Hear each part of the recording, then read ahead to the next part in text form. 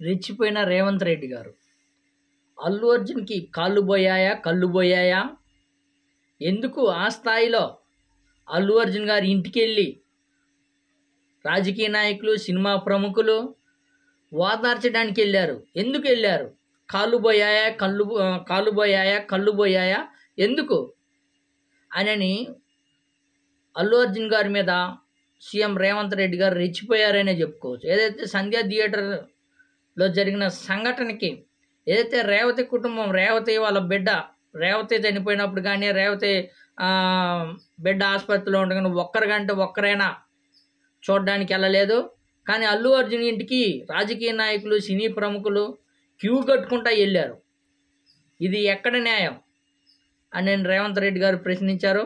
మళ్ళీ థియేటర్కి మేము బెనిఫిట్ షోలు, అదేవిధంగా సినిమా టికెట్ల రేటు పెంచుకునే విధంగా అన్ని సదుపాయాలు కల్పించాం.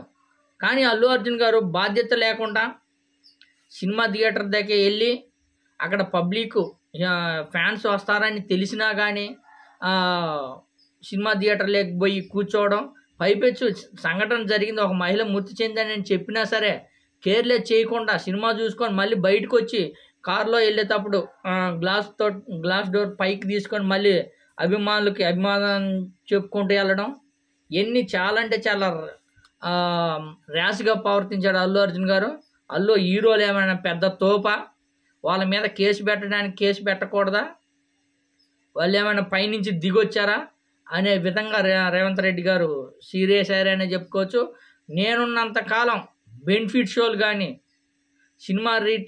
సినిమా టికెట్ ధరలు కానీ ఇంకేమాత్రం పెంచేది లేదు. నేను ముఖ్యమంత్రి నేనున్నంత కాలం సినిమా రేట్లు కానీ, బెనిఫిట్ షోలు కానీ పెంచేదే లేదు, ఎవరిని వదిలిపెట్టే సమస్య లేదని రెచ్చిపోయాడని చెప్పుకోవచ్చు. మొత్తానికి అల్లు అర్జున్ గారి మీద సీఎం రేవంత్ రెడ్డి గారు శివతాండం ఆడారని చెప్పుకోవచ్చు. ఇప్పటి నుంచి ఏ సినిమాకైనా సరే బెనిఫిట్ షోలు కానీ, ధరలు పెంచేది కానీ ఏ మాత్రం లేదు.